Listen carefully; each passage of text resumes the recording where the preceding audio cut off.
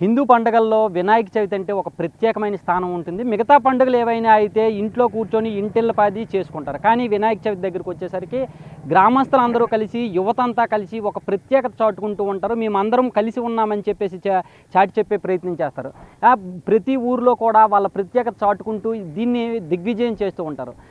ఉమ్మడి శ్రీకాకుళం జిల్లా రాజాంకి ఆనుకొని ఉన్న పొనుగుటివలస గ్రామంలో ఒక ఈఫిల్ టవర్ వినాయకుడిని ఏర్పాటు చేశారు. ఈఫిల్ టవర్ని ఏర్పాటు చేసి ఆ ఈఫిల్ టవర్లో వినాయకుడు ఊగుతూ ఉండేటట్టు ఒక వినాయకుడిని ఏర్పాటు చేశారు. సుమారుగా 70 అడుగుల పొడుగులో ఈఫిల్ టవర్ని ఏర్పాటు చేశారు. అసలు ఈ ఈఫిల్ టవర్ ఆ థాట్ ఎలా వచ్చింది, దీని వెనకున్న నేపథ్యం ఏంటి, అసలు ఇది ఎలా సక్సెస్ చేశారు అనేది ఇక్కడ కమిటీ సభ్యులు ఉన్నారు, వాళ్ళని అడిగి తెలుసుకునే ప్రయత్నం చేద్దాం.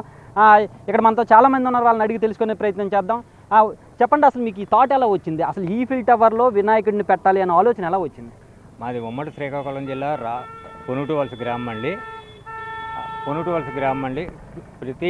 ప్రతి ఏటా ఒక కొత్త నమూనాలను తయారు చేసి పల్లె గ్రామాలకు చూపించడం మా ఊరు గ్రామ ప్రత్యేకత.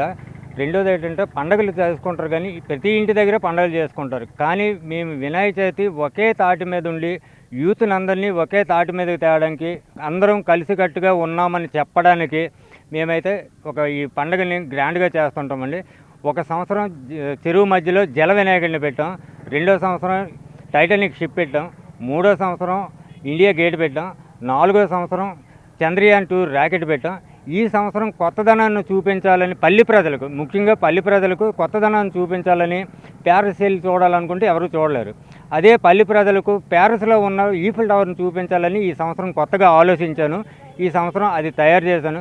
కానీ చాలా తక్కువ బడ్జెట్తో 70 అడుగుల పొడవుని స్క్రాప్ మెటీరియల్ తోటి, సగం స్క్రాప్ మెటీరియల్ సగం ప్లాస్టిక్ రోప్ తోటి వాడుతూ ఈ 70 అడుగుల ఈఫిల్ టవర్ని తయారు చేసి ప్రజలకు సెల్ఫీ కాన్సెప్ట్గా మేము ముఖ్యంగా ఇక్కడ పొనుగుటివలసలో ప్రతి ఏటా ఒక ప్రత్యేకత చేస్తారు అని చుట్టుపక్కల జిల్లా వాసులు పొనుగుటివలస గ్రామాన్ని చూసే విధంగా తయారు చేయడం మా ఊరు ప్రత్యేకత అండి. ఇదంతా బాగానే ఉంది.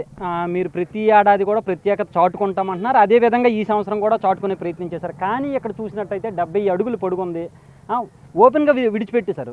అక్కడ దీపం ఉంటుంది, వినాయకుడు ఉంటారు. మన 2 రోజుల క్రితం చూసినట్టయితే శ్రీకాకుళం మొత్తం వర్షంతో అతలాకుతలం అయిపోయింది. మళ్ళీ ఈ వారం రోజుల్లో వర్షం పడితే దాని పరిస్థితి ఏంటి? కానీ ఎట్టి పరిస్థితుల్లోనూ పెను తుఫాను వచ్చినా చెక్కు చెదరకుండా దానికి తగ్గట్టు అన్ని విధాలుగా బంధించామండి. అదేవిధంగా బొమ్మ కూడాను ఒక ప్లాస్టిక్ ప్యారిస్ బొమ్మ కాకుండా మట్టి బొమ్మకే ఒక కెమికల్ పెట్టి వాటర్ ప్రూఫ్గా తయారు చేసామండి.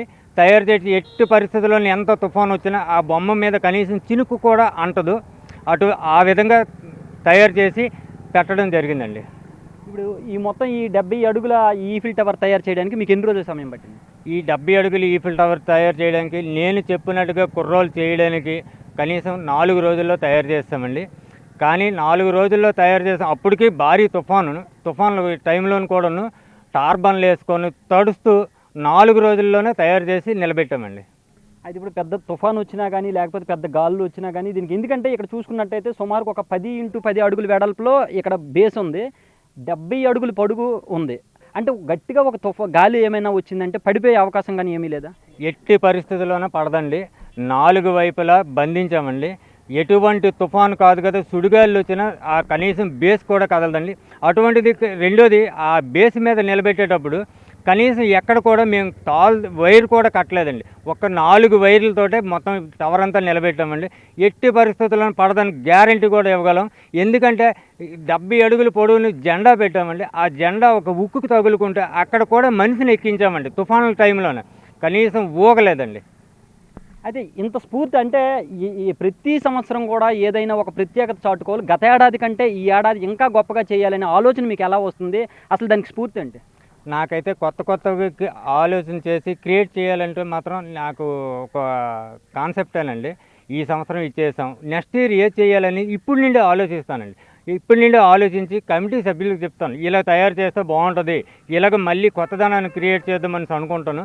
అది అందరూ కమిటీ సభ్యులు ఓకే అంటే దానికైతే సిద్ధమవుతుంటామండి.